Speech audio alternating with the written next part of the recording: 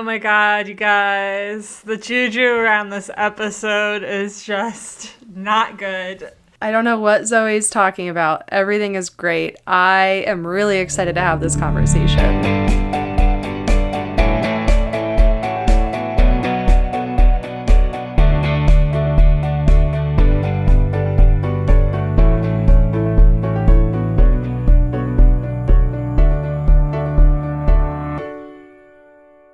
Welcome to Aftermash Pod.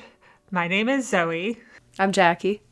And we are two friends from college. We graduated about 10 years ago exactly. And we discuss the dissolution of American ideals that we were fed in our childhood, a la the MASH board. Ooh, wow, we got a fun background. There's a lot going on here. Okay. Without further ado, today's episode. Jackie, what do you see? Okay, this is episode 9. We got a really fun, colorful MASH board where, in addition to MASH, we also have city and suburb as options. So this person is living in an apartment in a city. They enjoy drinking their coffee from a French press. They have an Owala water bottle and none of the other fancy, super popular water bottle names. Their fiber type is 100% cotton. They bike everywhere. This person's a girl after my heart. I'm a fan. And, they're a vegan. And not a fan. Dinner plan. Okay, I used to work at a meat company, if people did not know that. It was a regeneratively farmed, local, free-range, organic, blah, blah, blah, every buzzword times 100. And I mean that in the sense that, like, it was actually doing the things the buzzwords claim to do, so... way better than just the buzzwords, but I ate a lot of meat. And then this person has a dinner plan of cooking in, not getting takeout. And then there's a recycling bucket and a recycling icon. And for some reason, the background of this MASH board is Rugrats. Rugrats all grown up, more specifically. Oh, the Rugrats all grown up. You're right. I do see hair on... Tommy. Okay, because today we're talking about recycling, low waste lifestyle. Being vegan? Yeah, carbon footprint. You know, in my public elementary school, we were taught the reduce, reuse, recycle.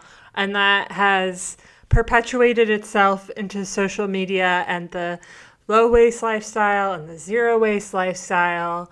And it's, spoilers, simply not enough. So the conversation we're having today is recycling all grown up.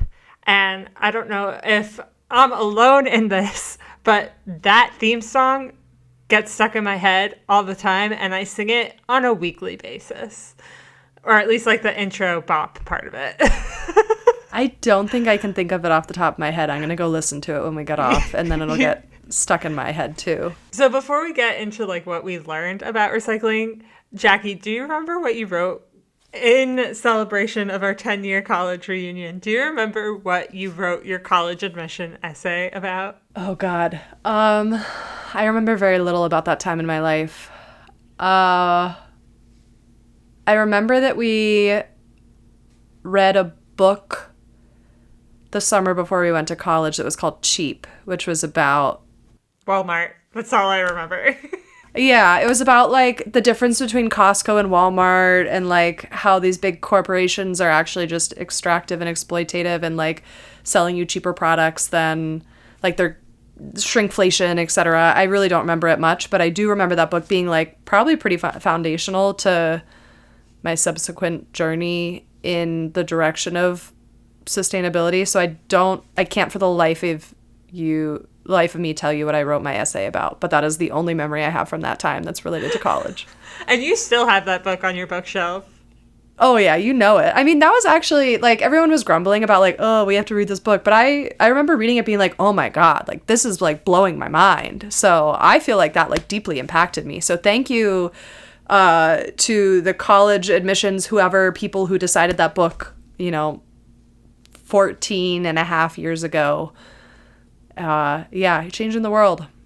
No, I feel if I was a little more engaged with reading and my coursework, it definitely, like, it's worth going back to. I'm not going to reread it, but it's worth going back to, unless we want to do it for book club, which would be hilarious. I'm hearing a book club in our future. We'll talk about that later.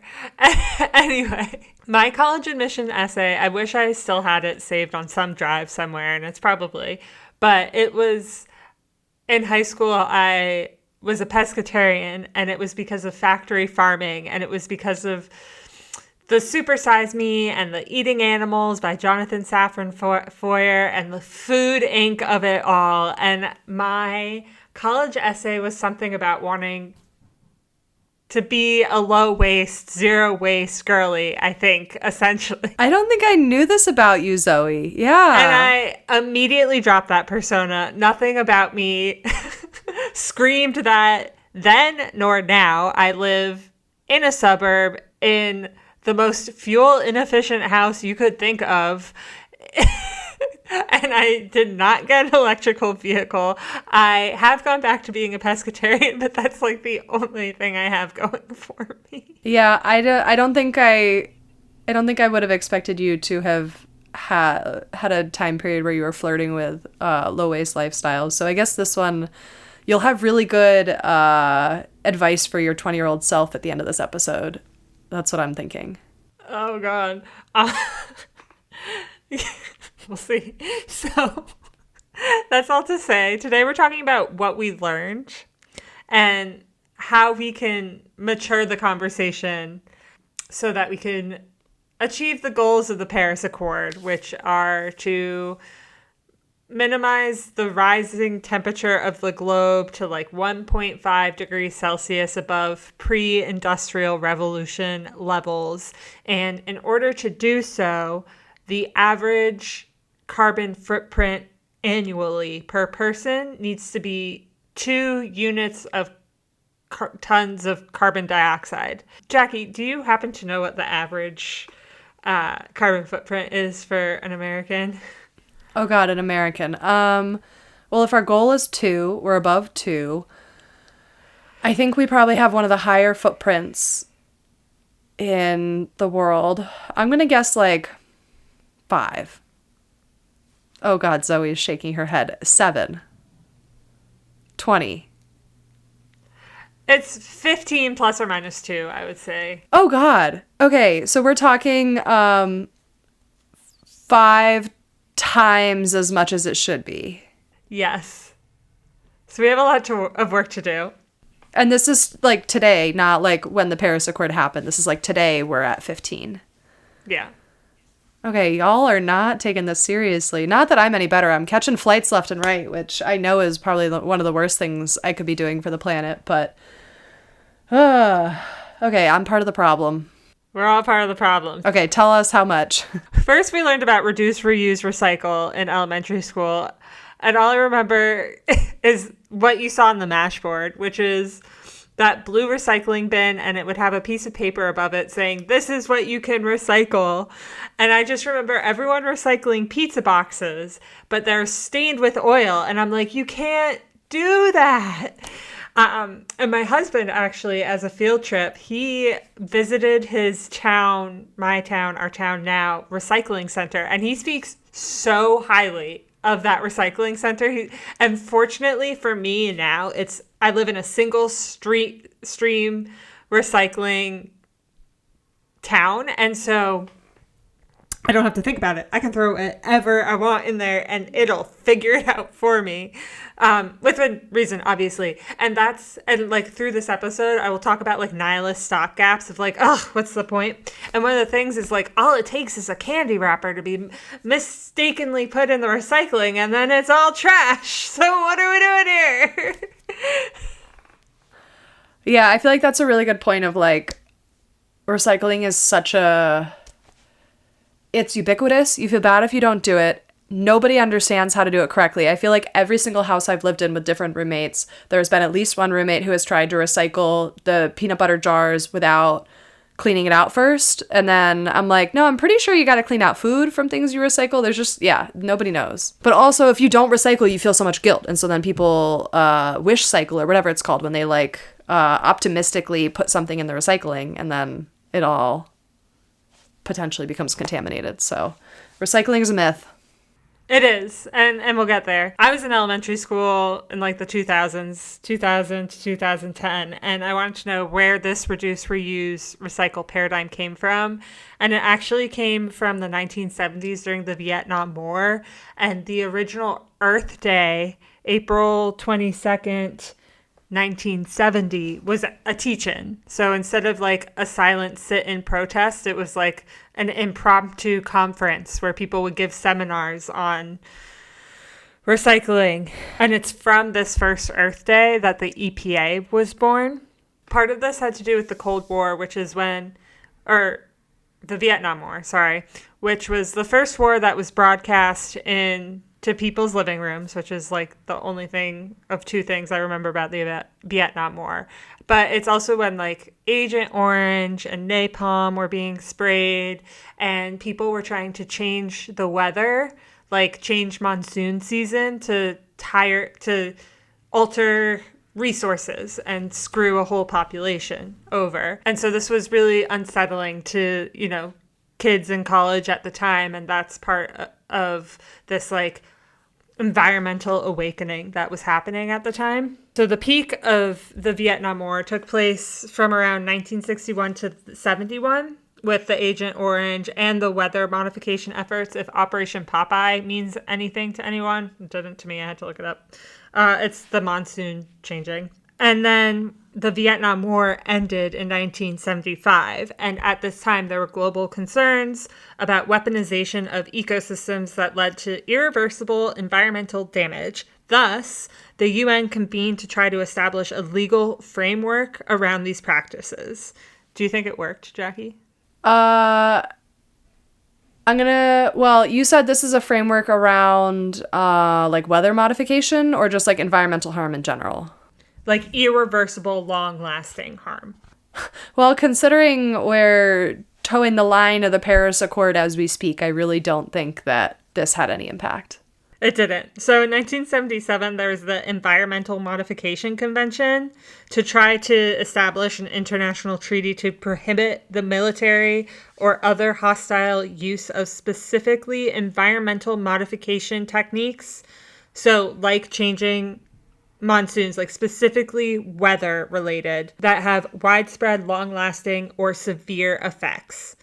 That same year, part of the Geneva Convention passed to prohibit means of warfare intended to cause widespread, long-term, severe damage to the environment. So think like a nuclear bomb or Agent Orange. And for the record, any Vietnam War vet who had any possible exposure to Agent Orange is like automatically 100% service connected. However, they are very hard to argue in the court of law, particularly the Geneva Convention one, because it has to be all three things: widespread, long-term, and cause severe damage. This is reminding me of the Kimberley process for the diamond mining, where like we don't like blood diamonds if we are narrowly defining blood diamonds as those that are being used by a rebel group to usurp a government. But the moment that it wasn't, anyhow, people can listen to that episode if they haven't already. But this sounds very similar. We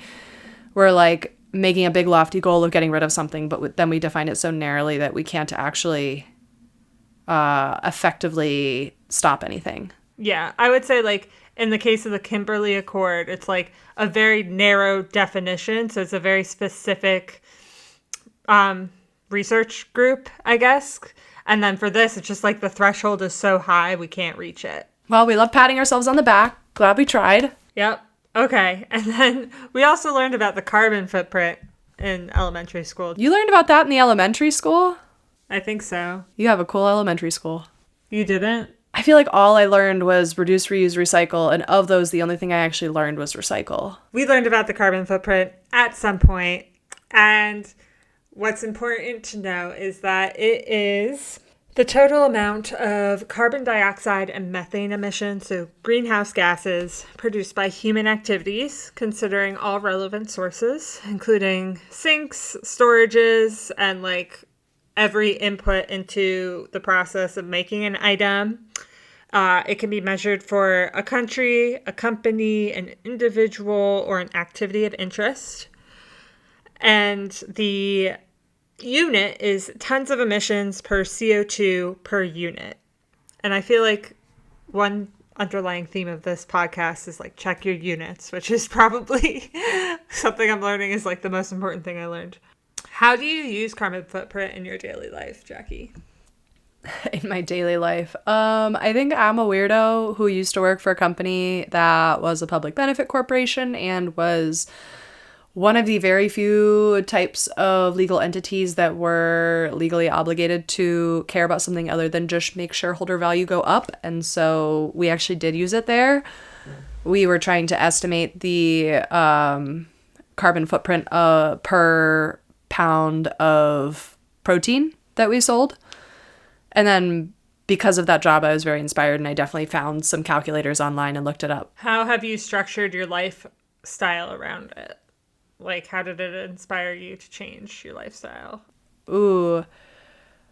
Well, one of the things that I remember learning when I was looking at the calculator was that flying was really bad, surprisingly so. In my head, I don't know, driving or like consumption of goods was the thing that was really bad. But I remember hearing something about like one international flight is the same as a year's worth of electricity emissions or something. And so that really reoriented me away from the whole like, oh my God, if you don't shut a light off when you leave the room, you're killing the planet. Like, that's not really going to make an impact. But me choosing not to go on an international vacation every year would. And I'm saying this as somebody who is unfortunately this year doing a lot of traveling. But there was a period of time in my life where I think I had pretty strict goals of like, I don't want to catch a flight this year. I don't want to go somewhere.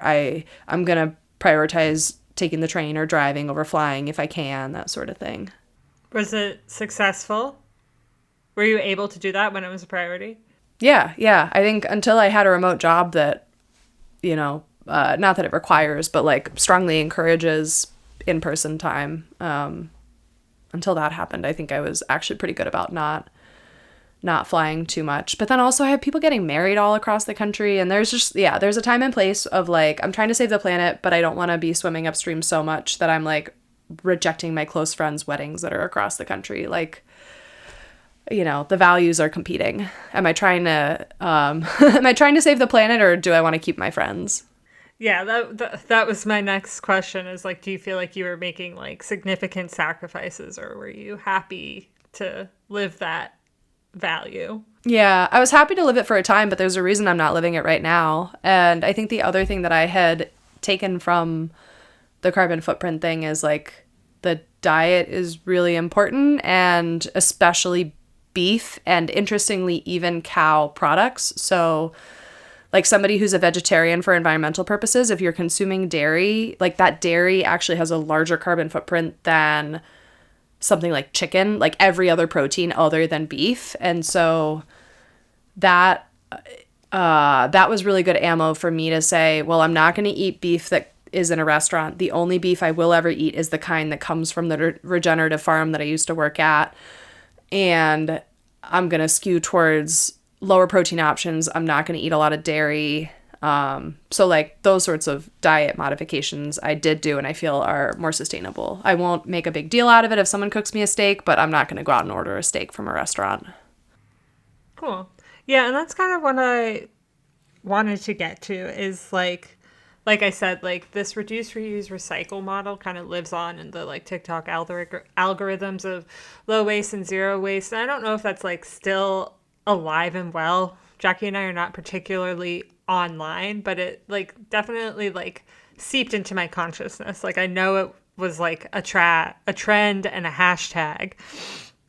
And so to follow what you're saying, Jackie, is like the biggest drivers of your carbon footprint are diet, where you choose to live, whether you choose to live in an urban or suburban environment.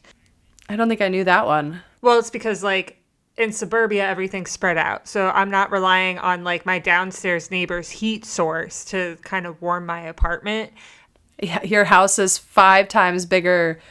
Your house is probably like 10 times bigger than my apartment. Yeah. And, you know, there's public transportation and you can walk places, and it's just like everything's so much clustered together. There's kind of like a not like a tragedy of a common, but like there's like a resource pooling in a way. Yeah, there's a density. That makes sense. I mean, I think I drive my car twice a month because I don't need it to commute, and I can walk to the grocery store, and I walk to my boyfriend's house, and I bike to my friends' houses. So, yeah. Zoe is looking at me like I just said something absolutely insane, but this is why I live in a city. And Jackie wants to live in a city, whereas I want to live in horse country and drive my car places. The other biggest driver is like what kind of car you do or don't drive and how frequently you travel. Yeah, so I'm like killing the planet on that one. I feel like everything that I'm gaining from biking to the grocery store instead of driving, I'm losing 10 times over by catching a dozen flights this year. Yeah. Yeah. So like eating meat is like 3 tons of carbon a year, whereas being vegan is 1 ton. And then living in an urban dwelling where you own an electrical vehicle that you drive occasionally is only about 7 tons of carbon, whereas it's like 5.5. That doesn't make sense. I must have this backward. It's 5.5 versus 7 tons of carbon for a suburban dwelling car dependent household. To put it another way, an electrical vehicle will save you 2.5 tons of carbon a year.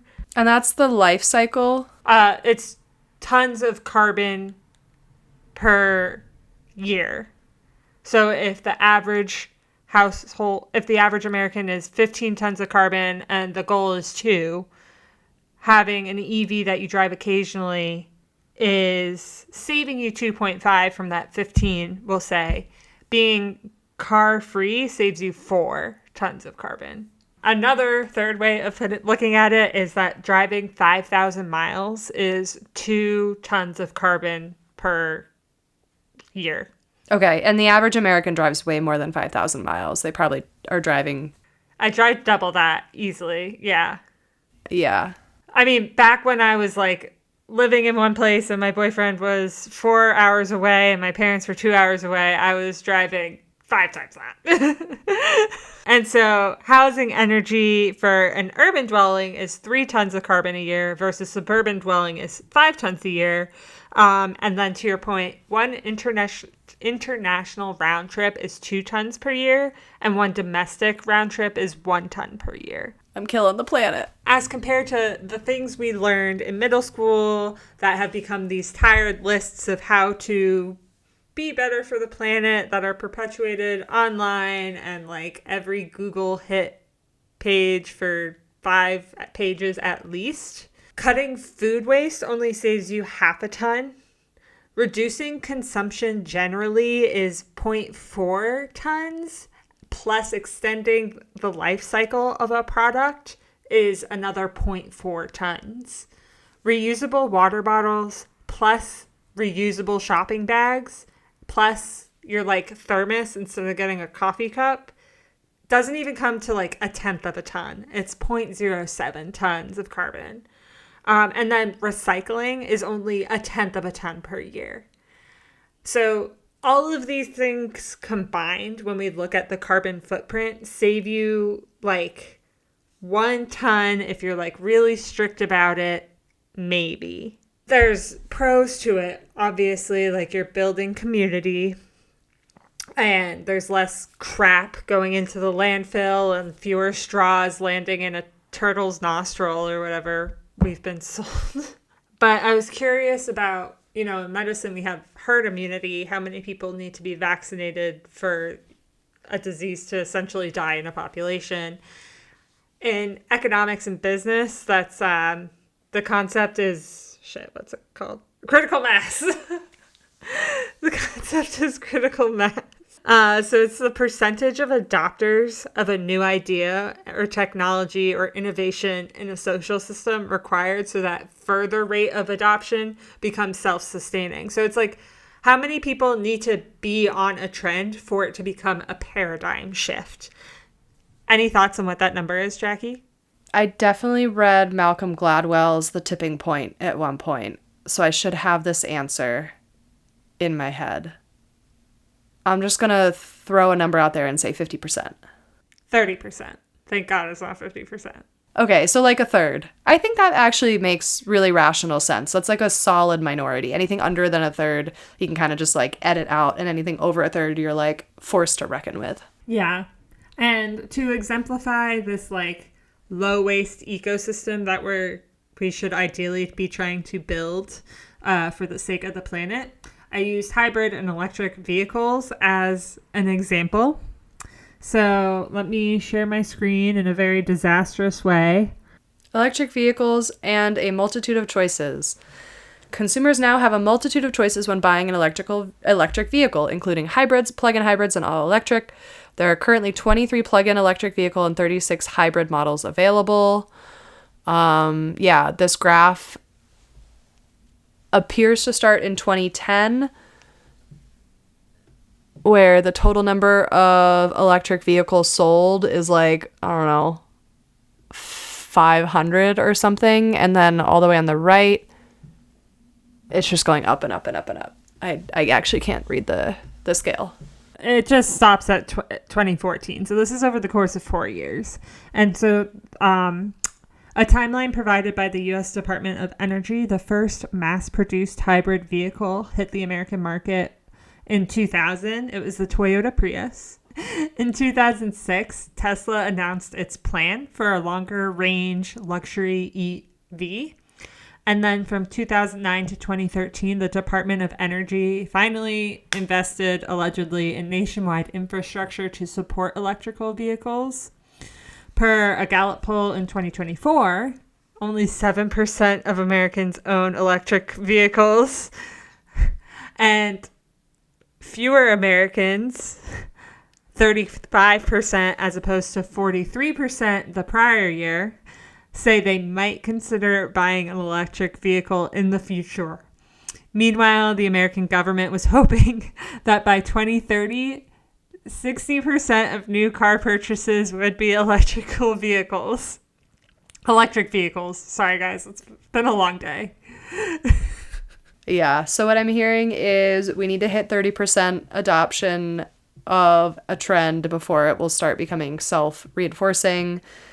We're only at 7% for electric vehicles, and there's only a little over 30% of Americans who would even consider an electric vehicle right now, which means that even if we had 100% adoption of interested people, we would just then barely start the paradigm shift. So, yeah, electric vehicles may not be our way of saving the planet, is what I'm hearing. Which is hilarious because I feel like my entire life I've just been hearing about electric vehicles, and it's like literally like we're running on a treadmill. Like I just have to look at Elon Musk's face for what? Nothing. Literally nothing. I know. Well, yeah, I mean, the ideology of Tesla is interesting, but we don't need to go there. I will say that Rivian has piqued my interest. Those are some pretty nice cars. You and literally everybody I've ever met. So I think Rivian might be the way that we turn the tides on this. I bet 100% of millennials, upper middle class millennials, have thought about buying a Rivian. Because they look nice, and I have no idea who the CEO is. Anyway, reasons consumers cite for hesitation in buying an electric vehicle is the range and charging time, repair costs, purchase prices, convenient public charging stations. Another interesting thing is, like, my husband is an engineer, and he works in Cambridge. A lot of people drive to work in Cambridge because they live in the burbs of Boston. And so many of these people have electric cars, and because they're engineers, they have all independently taken it upon themselves to like calculate the weight of each car in the parking garage and whether this parking garage can sustain the number of electric vehicles. Because they're heavier? Yeah, because they're heavier. And it's like a big concern. It's like probably not. Oh my God. I'm glad they have electric vehicles. I wish they didn't drive. And this is where I want to say, like, everyone's like, well, China and all these other places have so many more electric vehicle options and they're smaller and blah, blah, blah. And why can America do it? And the reason that we don't import these cars from China, at least one of the reasons, is that we have stricter safety standards. So That's all I'm going to say about that. And then there's obviously the whole train tangent that I'm not going to get into. This is all to say we're falling behind. Yeah. Wait, yeah. Can I summarize kind of what we've talked about so far? Yeah. Okay, cool. So you are talking to us about sustainability. We started by talking about how when we were kids, we learned about reduce, reuse, recycle, but recycle is really the only one that we actually learned about. And even then, nobody seems to really understand how it works. And then you told us kind of the first mic drop of the evening, which is that even if we were perfectly recycling, that's only like 0.1 metric ton of whatever.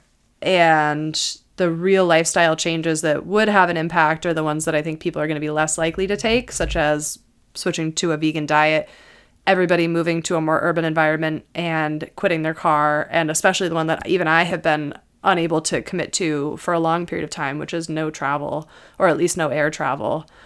So, but even if we did all of those perfectly, we're currently averaging 15 metric tons of carbon per person. We need to get that down to 2 in order to meet the Paris Accord and stop heating the planet.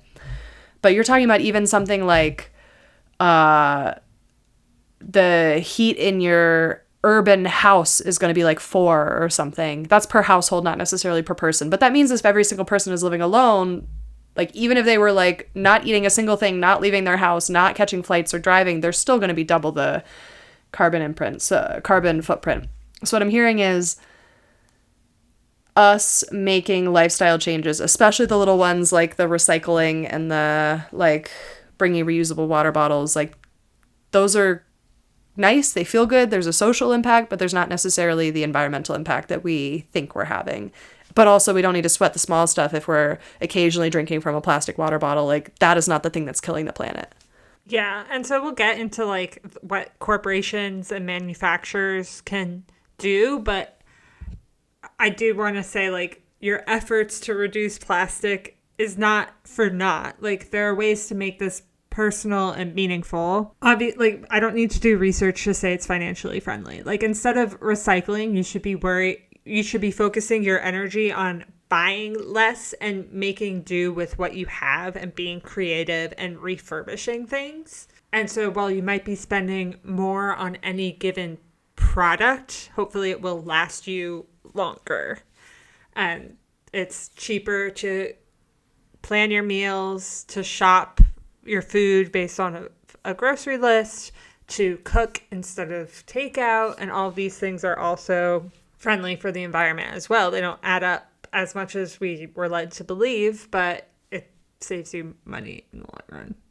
And the second thing is the effect of microplastics on health. And to be perfectly clear, I'm not speaking with any authority. In fact, as soon as I hear some influencer spouting about how I should take care of my health, I do a huge, massive eye roll.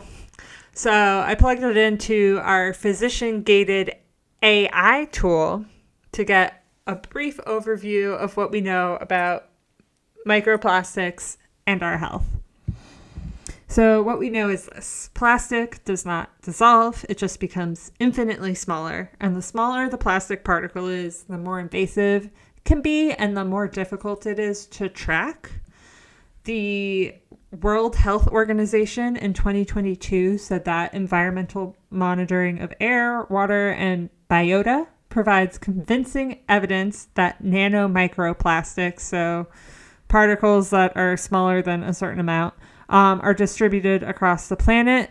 However, concentrations are highly variable, difficult to quantify, and not yet clear. There was a 2024 systematic review that concluded that microplastic exposure is, quote, suspected to adversely impact reproductive hormones and sperm quality, rating that the overall body of evidence is moderate to high in quality. The review, and pay attention to this, included 3 human observational studies and 28 animal studies examining reproductive, respiratory, and digestive outcomes. However, the authors noted a paucity of human health research with most evidence derived from animal models. Jackie, as a data person, what do you want to say about that? Okay, so I'm hearing that there is some evidence, well, there's a lot of evidence that microplastics exist forever, and there is relatively strong evidence that it is having impact on animal bodies, including our own. To your point, you said there's only 3 human studies, and most of them are on animals, so we can't know this for sure what the impact is on humans. Like anybody who's trying to sell you, okay, like there was an influencer who tried to tell me that if I saunaed every day, then I would like sweat out all the microplastics or something. And so like someone who's trying to sell you something very specific is probably not super science backed, but it does sound like the overall study is pointing in the direction of like, these aren't great for us. And they're also everywhere. And that is why I roll my eyes, ladies and gentlemen. Hello. However, studies in cell cultures, marine wildlife, and animal models indicate that microplastics can cause oxidative damage, DNA damage, and change in gene activity. And all of these are important for how cells function and how your body functions. Essentially, studies in humans that are not randomized controlled trials, which are the gold standard of research because we control the variables and we know what is affecting what theoretically. These studies in humans have found microplastics in lungs, brain, blood, liver, kidney, heart, circulatory system, spleen, colon, testes, ovarian, follicular fluid, placenta, and meconium, which is a baby's first poop. Autopsies of brains in patients with dementia showed that the 12 patients with dementia had higher levels of microplastic. Most horrifying, I think, is evaluating tissues in the tonsils removed from children, found that microplastics in high proportion of pediatric tonsil tissue, both on the surface and within it. I don't know. These are all observational. We don't have a standardized way of defining or measuring microplastics and the organic effect on the body. My high-level takeaway is that it's very plausible, like logically it makes sense, but we don't have the research to define that effect. So please don't sit in a sauna thinking you're going to sweat out your microplastics. Yeah.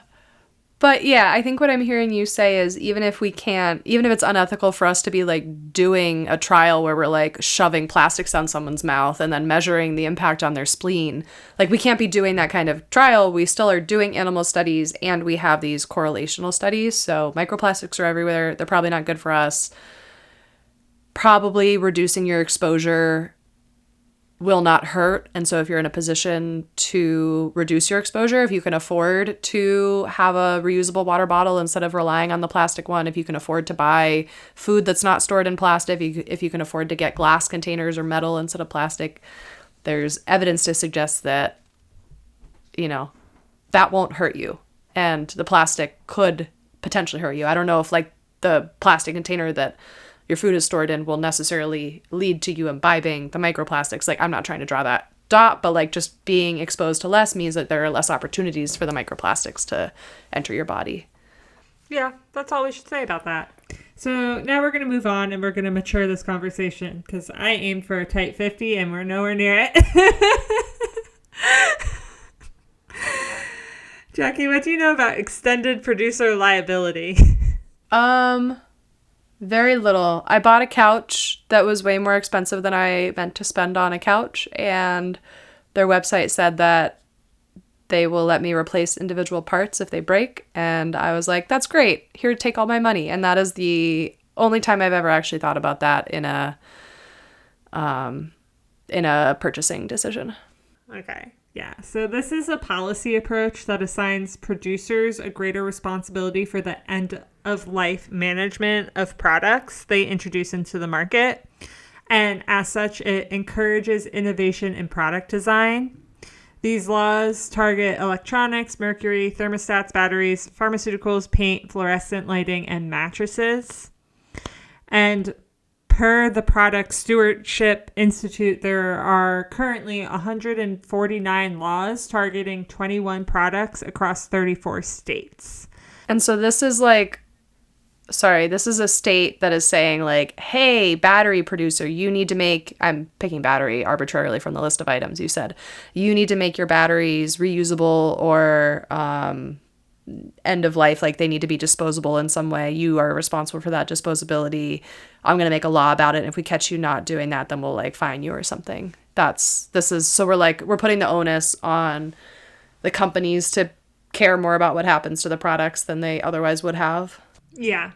And so from here, what I would encourage you to do is just look at your town government. Like if I looked at my town, there's a place to do your mattress and you can bring your paint tins back. And so it just makes you more informed about the things you're purchasing. Maybe it will sway some purchasing decisions. And also, like, I know that my town dump, they abide by these extended producer liability laws. So when I bring my mattress there and I put it in the mattress section, it's because they're figuring it out. That's really nice. I don't think I really knew that. And I know that where I live, there is like a really nice recycling center that has this sort of like drop your batteries off here, but I don't think I really understood the like context for why they were doing that. Yeah. And so it's like, hopefully they'll be disposed of safely. They won't make it to landfills. Maybe they'll be recycled in some way. I have no idea. What I didn't look up is how this has actually affected upstream product manufacturing. So if you know, chime in. But this is my next nihilistic stopgap, which is how do you evaluate a company? Because I just assume that every company is out for their own dollar. And so I found 3 websites that do this analysis for you. Remake, which no longer exists. Stand Earth, and Good on You. And I created a table. So Jackie, when I get there, will you please walk us through? Okay, so we got ourselves a table. It has the 3 companies that you mentioned across the top. And it tells us of those 3 companies, what are their impact areas, what is their goal, what's their bottom line, what target companies are they talking about, what is their rubric, their score system, and what are their key findings. This is a really cool table. I want to reference this later. We should definitely put this in the email that we send out with this, and then that will also put it on the Substack. So people who want to see this can hopefully see it. Yeah, it looks like Remake is predominantly paying attention to labor for the fashion industry. Stand.Earth is looking at forests, minimizing fossil fuels, and innovating cities and transportation. So they really care about climate. And then Good on You cares about consumer-facing sustainability ratings. So they're just like helping consumers make choices. So that's cool. They're like covering different aspects of sustainability. Yeah, and they each have like a different rubric. Remake has a 150-point scale. Stand Earth gives a report card, and Good on You gives a Likert scale. So this is what the Remake rubric looks like. You can get 150 points, and it's broken down into these 6 categories, each of which is weighted differently. I'll also put this in the Substack and the show notes. And then this is Stand.Earth. It's just like a pie chart. And again, they weight their 5 different categories differently. And then this is what the Likert scale for Good on You looks like. And they give it to every company. So from here, I wanted to compare these companies' findings in a little different ways. So I looked at, for the year of 2023, I think, I looked at what was the best company. Remake was Everlane, and Everlane got a whopping 40 points out of 150. Shockingly, H&M Group got a B+ from Stand Earth, and Good on You, the best in 2023 or 24 was Outland Denim. It was given a great, which is... Oh, the happiest face you can get. Yeah. And it's often, I will say for Good on You, it's often these smaller companies, usually from Australia, that have the best rating because they haven't like stretch themselves too thin. Yeah, that makes sense. They're not trying to compete on a large scale, so they're not. I feel like anybody, when you get big enough, to be competitive, to be profitable, you have to cut the corners or squeeze something. Yeah. And that's why like Remake, they focus on companies with 100 million in revenue because they have the greatest purchasing power. And then the worst company was Skims, Shein, and Forever 21.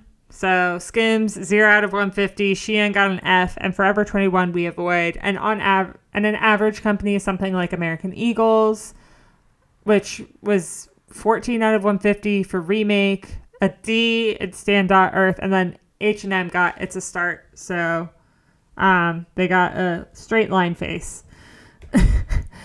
And then I flipped it a little and I looked at 3 different companies. So I looked at Everlane. This was the highest scoring for Remake. It only got a 40, which in Stand.Earth translates to an F, and at Good On You is a good. And honestly, I think even though this was the best out of Remake's report that year, it really is just a good because it's getting not even a third of the points it could be assigned. Yeah, that's fascinating. And I think to the fact that each of these categories are measuring different things, like Everlane got a 40 out of 50 for labor practices, but they got an F for climate practices. And so like even if they're like doing okay in one ballpark, what's the likelihood of them being like a well-rounded high performer? And I guess the answer we're looking at is like nobody is, because at this scale nobody is.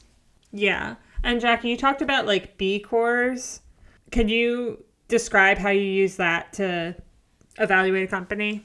Yeah, so there's one other method that's kind of similar to the ones you were talking about. It's the B Corp certification. It's kind of like an organic label or something like this. They reevaluate companies periodically and give them like a stamp that says like, this is a B Corp. And that allows consumers to know that they're like generally being good with labor and ethical practices and environmental. It kind of is more like the third one that you mentioned where it's consumer facing.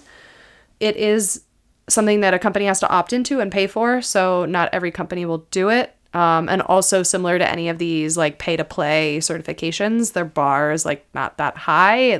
So it's like a free range chicken getting 1 square foot of roaming space. Yeah. It's like, it's definitely better than alternative. So looking for a B Corp is like, you can feel slightly better about it, but as with all of these things, it's going to be a little bit of like greenwashing. Something that sounds very similar, but is actually a different thing, is a public benefit corporation. And so the company that I used to work for is one of these. This is a company that is not certified as like a LLC or an S Corp or a C Corp. Like, it's not a traditional form of a company. It actually is reincorporated as a corporation that is for the public benefit. This is only legal in some states, which is pretty nuts, but this is the only legal entity that requires a company do something other than maximize shareholder value. And so every time we're sitting here being like, companies are evil because they're maximizing profits, actually, they're not really being evil. They're just being legal. Like, they're following the law. And so a public benefit corporation is the only kind of a company that you can legally hold to standards of like, they could do something that would decrease their shareholder value, but it would do so because it's increasing their like environmental impact or their labor movement impact. And so the company I used to work for, every single employee was paid a living wage, which we were like pulling data from on an annual basis for all the regions that people were living in and making sure that every single person was getting that. We were making sure the CEO wasn't paid more than X times the lowest wage employee. We were looking at our environmental practices. It's like a really strict standard, and similar to the first of the 3 categories you were talking about, it's a point scale. And so I think a lot of companies, or maybe the point scale was the B Corp, I can't remember. Either way, a lot of companies are barely skating by. But if you are going to look for buying things, I would at least look for a B Corp. This is the pay to play. Or ideally, if you are able to, look for a public benefit corporation, because this is the legal entity.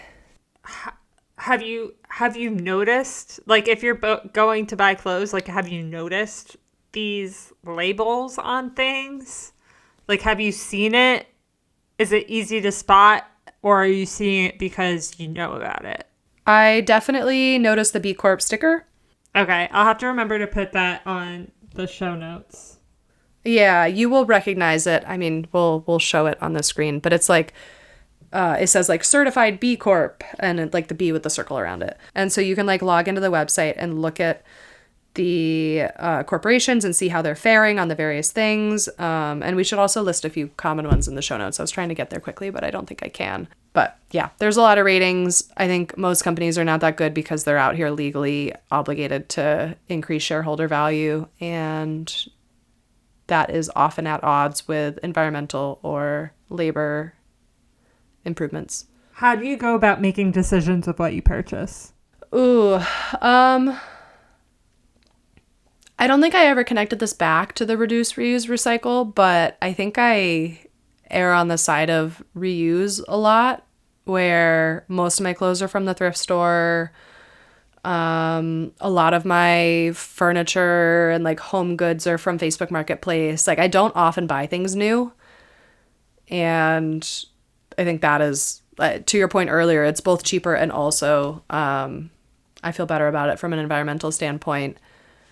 But then if I am buying something new, I think I just kind of spiral for a while and probably do wind up looking at like, is it a B Corp? Like, but that the problem with buying something new is like there's so many choices you could make, and like how do you weigh them? Am I willing to go on the side of like it has the shiny sticker but it's $50 more than the thing that doesn't have the shiny sticker? Like then it becomes a game time decision every single time. So it's definitely not something I'm perfect at. Okay. I don't. I usually think about like, what clothes do I have in my closet? Is this redundant and can I make an outfit out of it? I try not to buy things, period. I try to think about things before I do. Reduce. Yeah, exactly. I've been using Facebook Marketplace for household things. The whole dining room set I'm sitting in was just from my husband's grandparents' house. So things like that. In my defense, my house is older than this country, so that's got to count for something. And the brick was made out of a bombed... It was found in the meadows from like a British ship or something. So it is all refurbished. But it is still suburban, huge, and difficult to heat and AC, and we have mini splits. And I don't drive an electric vehicle. Anyway... Extender producer liability and evaluating a company and trying to be more responsible with what you purchase and what you don't purchase is kind of like the all grown up version of reduce, reuse, recycle that we learned in elementary school. But if we want to up the ante, that brings us to a circular economy. And this is very, very, very basic. I know someone that Jackie knows that could probably speak much, much better on this than I can. So this is, like I said earlier in the podcast, like what we do matters in the big picture, how we want to live our lifestyle. Do we want to live in a city or do we want to live in suburbia? What kind of car do we want? Can we make the commitment to be car free? Are we happy to take the train wherever the train goes and not fly anywhere ever again? Can we eat a vegan diet? Those things. The other little things, we can make it personal, but the responsibility to really try to improve the carbon footprint and the global temperature rising of the planet is on manufacturing and building and companies. And this is where circular economy comes in. It's a model of resource production and consumption that involves sharing, leasing, reusing, repairing, refurbishing, and recycling materials. So it's like a 10R paradigm as opposed to the 3R, reduce, reuse, recycle, and produce recycling materials and products to extend product lifestyle for as long as possible. And the goal is to reduce resource depletion of finite resources and minimize the effects of waste generation. And so you can visualize this in a butterfly diagram. Are you familiar with this, Jackie? Not even a little bit. Please elucidate. This is a butterfly diagram. What do you see about this diagram? Well, obviously it's vaguely butterfly shaped. It looks like there's a central vertical up and down section where we have the parts manufacturer, the product manufacturer, the service provider, the user, and the consumer. And then the wings of the butterfly are the feedback loops. Something starts at the top where it gets made, and then it goes all the way through the value chain until it's in the hand of the end user. And then where it goes after that end user, it could either like take small steps where it goes back up the chain one step, or it could go all the way back up. Like recycling is one that takes it all the way back up to the top where now a new part has to be manufactured. But it is very circular. There's a lot of circles and very few lines in this. A lot of this gets re-fed back up into earlier stages of the circle. Yes, the goal is that like the circles stay small and that you're not recycling. You're just reusing, and you're opting into the system fewer times because you're reducing consumption. And so one wing is the biodegradable products that go into the ecosystem as waste, and that's totally natural and totally fine. The other side, the blue side, is the manufacturing and consumption wing of the economy. And the goal, again, is to not recycle, because as we discussed earlier, recycling is not as effective as you think it is. So you want to keep your efforts as close to the body and small as possible. And then this is the 10R strategy that I talked to. Ooh, we got a lot of them. Yeah, your goal is to stay... Oh, there's only 9. That's so embarrassing. Well, no, there's R0. Oh, okay. Thank you. The goal is to say R0 to R2, as we've been hammering home. Reduce, reduce, reduce. And then you get into the reusing, the repairing, the recycling, repurposing to extend the life cycle. And then at the bottom, it's good, don't avoid it, but if you have to, recycle and recovery. Any thoughts on this, Jackie? I like both this and the last diagram because they take a thing that was like a little moniker we heard as a kid and kind of flesh it out and give us more context, and also explain that it is like a tiering system. I think reduce, reuse, recycle, you hear it, and it is obviously set in that order because that's the order that you want to be doing them in. But as a kid, we had the little triangle in our head, and that kind of gave us this impression of like, you do all three, it doesn't really matter. So like, it's just as fine to like get a new water bottle every day and recycle it versus like have my one reusable water bottle, like it's being recycled, so it's fine. And so I think both the butterfly diagram and this like 10 R's give us more context. It gives us a hierarchy. It kind of puts in the context of the broader system, why we care. And I like the fact that like under the first 3 that we want to be doing the most, it's not just reduce, it's also rethink and refuse. Like, don't get new products, increase the efficiency of the product, make it more useful, that sort of thing. Yeah, and it's refuse as in say no, as opposed to refuse, trash. But one example I can think of is like at the end of a race, they always give you like, or at a race, they always give you these goodie bags, and there's a bunch of trash you can pick up from all these different vendors and stuff. And it's like, just don't take it. Like, I don't want this medal. It doesn't mean anything to me. I don't need this like ice pack or something. And so obviously that thing still exists. The company will probably just put it back in their goodie box to shell out at a different event, but it's not coming into my home and becoming my responsibility. Yeah, I read a book that really, I think categorized this a lot, called Doing Good Better. And it was an early effective altruism book, and that movement has kind of gone off the rails, so we don't need to talk about that. But the book made a point that if you are like, oh man, my impact isn't going to matter, actually they've done studies, and for every pound of meat that you do not buy at a grocery store, that is like 0.7 pounds of meat that the grocery store does not wind up ordering. And so you feel like you might not have a big impact, but actually your signal does matter. And statistically speaking, like, you are making an impact. And so yeah, to your point, it might only be like one ice pack that you're not taking home, but that is one less ice pack that they need to reorder next time. And if 10 people did that, that's 10 less ice packs that they need to reorder next time. And it just allows these things to exist in the world for longer without having to be replaced. Beautiful. And before I get to some other examples of real examples of a circular economy, I just want to touch on the challenges that this paradigm faces: insufficient awareness, absence of incentives, lack of standardization, complicated building systems, difficulty with disassembly and reusing materials. And it also implies that the company ultimately owns the goods, and like we as the consumers are just like leasing the product, which is odd to me, but I'm also like an American.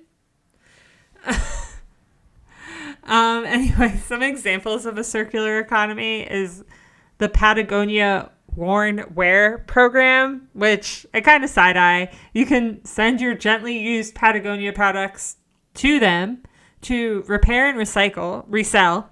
You get a fraction of what you bought it for, and they seem to sell it at what seems to be close to market value of a brand new item.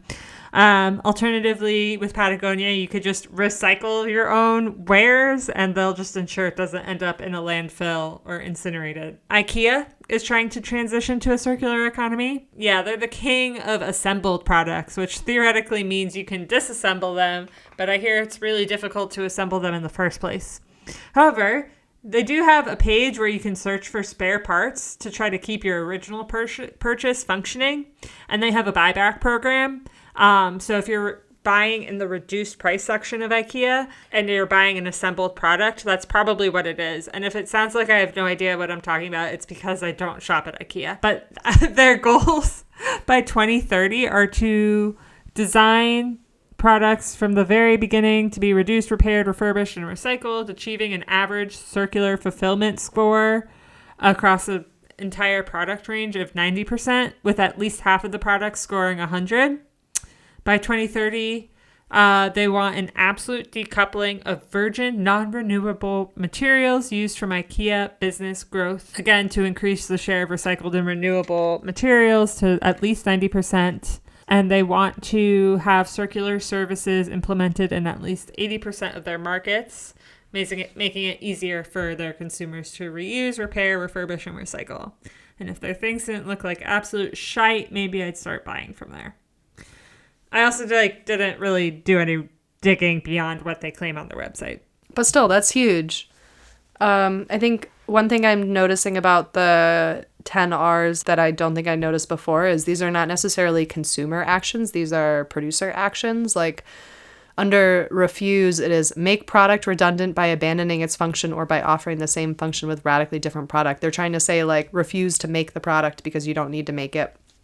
As example of like, this is actually what the producer should be doing to be supporting the circular economy. And I don't think I picked up on that when I was first looking at this. And so what you're describing is IKEA attempting to like meaningfully engage with multiple of these R's. Some of the ones, maybe not the top 3, but at least the second and third tranches of R's. It sounds like IKEA is attempting to build all of their products to be able to do. And it's huge because they have a huge market share. It's a widely known box store. It's a meaningful step because the reason a company in general can't refuse is because they have to make money. And by making money, they have to sell different versions of the same thing. It's like Taylor Swift selling the same album in 5 different cover arts. And now she's a billionaire. Hey, it works, man. Yes, but at what cost? And the final thing on circular economy that I want to talk about before I land this fucking plane is the Bullitt Center in Seattle. Jackie, are you familiar with this?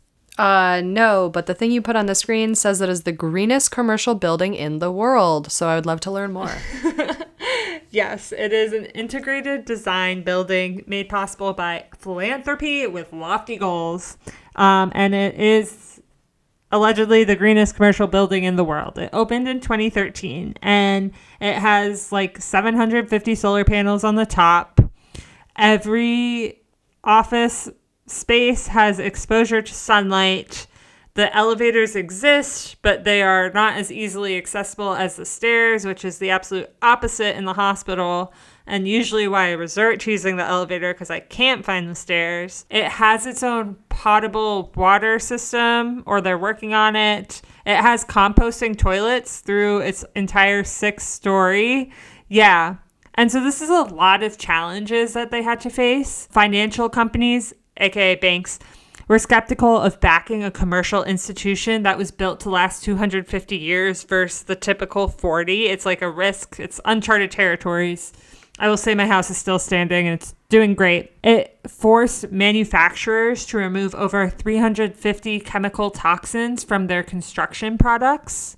They had to work with the Department of Public Health to make the potable water from the rainwater collection system. And while it is generally net positive on energy creation from the 500 plus solar panels, sorry, I overspoke earlier, on the roof, it is on the electric grid, and it actually has a dashboard that you can track in real time the energy usage. There are no parking spots. There's only bike racks designed to encourage stair use, and it has geothermal walls. So it put out a decently technical case study that you can read for yourself to better understand if you care. And if you live in Seattle and have any personal experience with this building, please write in. Yeah, cool. What have I talked about? Did I teach you anything? Yeah, I mean, I think I am somebody who is engaged with environmental concerns more than the average bear, but I still feel like this is a really helpful framing.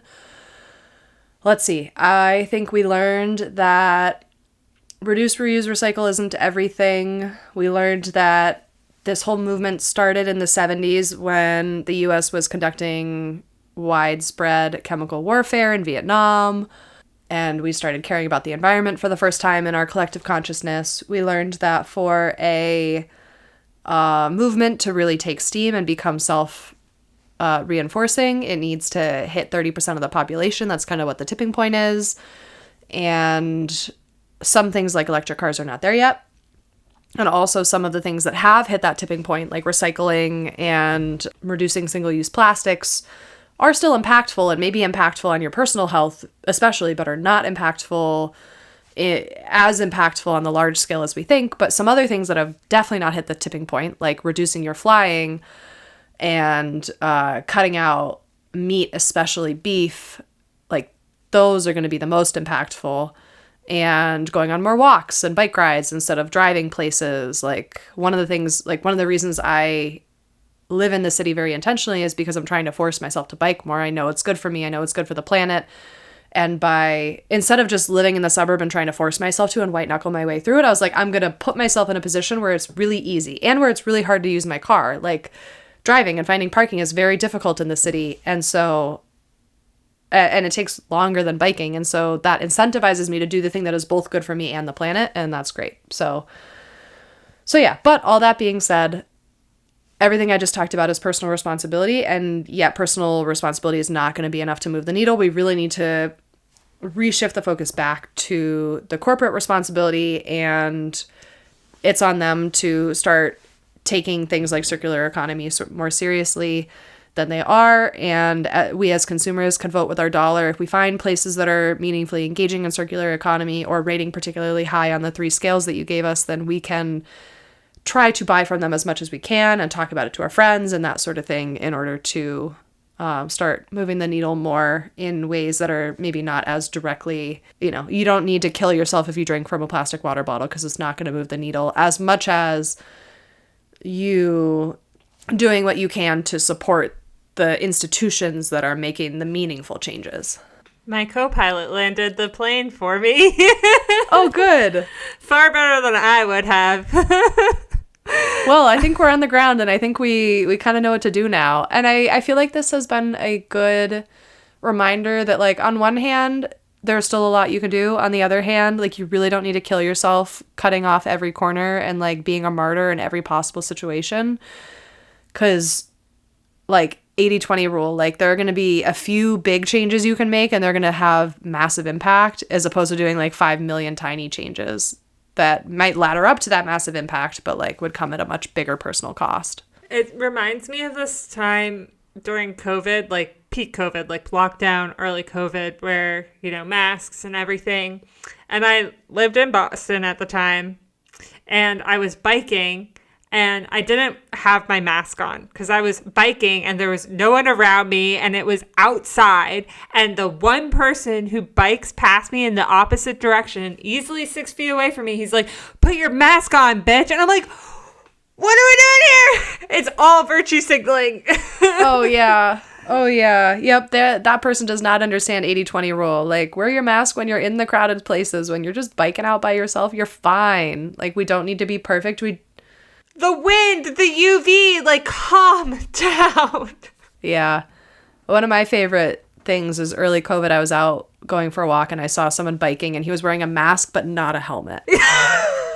And I was like, my man, you do not understand. I mean, humans are not hard. Like, we do not understand risk. Like, that type of math does not come easily to us. We can't evaluate. Like, you are more likely to be hit by a falling refrigerator than you are to win the lottery or something like that, where it's like, we don't understand that. And so we're just like, they're both small number, therefore, meh. Somehow I'm never on a beach, but I'm more likely to get struck in the head by a coconut. Yeah. Exactly. Jackie, it's an hour and 20 minutes later. What would you tell your 20-year-old self? Ooh, honestly, I think I did this well. When I was my 20-year-old self, I think I started exploring this and wound up kind of leading myself in a direction where a lot of the things I already understood were very similar to what you told us. So I think my advice would just be keep doing what you're doing. And like, I mean, I guess similar to the theme of every episode, it's like, feel free to take the time to question the things. You don't need to buy the thing because someone tells you you need to. You don't need to buy it in 10 colors. You don't need it to be new. Like, when I learned the power of thrift stores, that was really life-changing. Like, I don't have to, just because Instagram is trying to feed me a trip to Italy every year, I don't need to be having international travel. Like, form your own values. The world is trying to sell you something because the world is a for-profit institution. You can refuse to be the consumer unless it makes sense for you. Yeah. And, like, I just want to point out the irony is, like, the people get the Stanley Cups in, like, 5 different colors in every day of the week. And it's like, that is antithetical to the point. I think what I would tell myself is like consume less. Like, I shopped at H&M and Forever 21, and like I'm not like buying a lot, but I'm buying a lot of things that I feel guilty about regardless. And I think like much with everything, like it's not black or white. Like, don't sweat the small stuff. Do what you can. Like, to echo you, do what you can. Try to be better where it is meaningful to you, but nothing is capital P perfect. And no one's rating you at the end of the day because everyone's so fucking self-absorbed. Yep.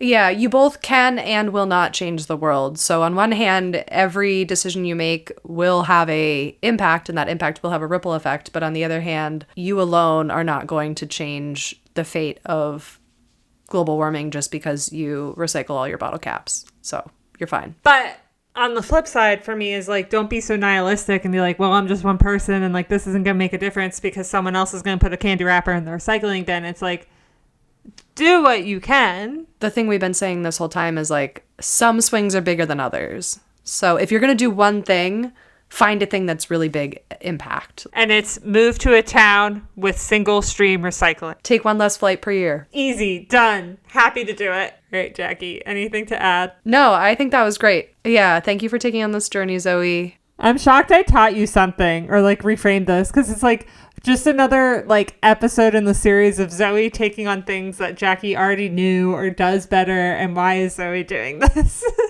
I think that's the really nice balance. I think like me doing episodes about medical things and you being like, here's how the medical system works. And then you doing episodes on things like environmentalism that I care about. Like, I think that's nice. Anyhow, thanks for joining us, listeners. We will be back in your inbox in 2 weeks. And yeah, follow us everywhere. Subscribe, give us 5 stars, share us with your friends. We love you. That's all. Goodbye. Bye.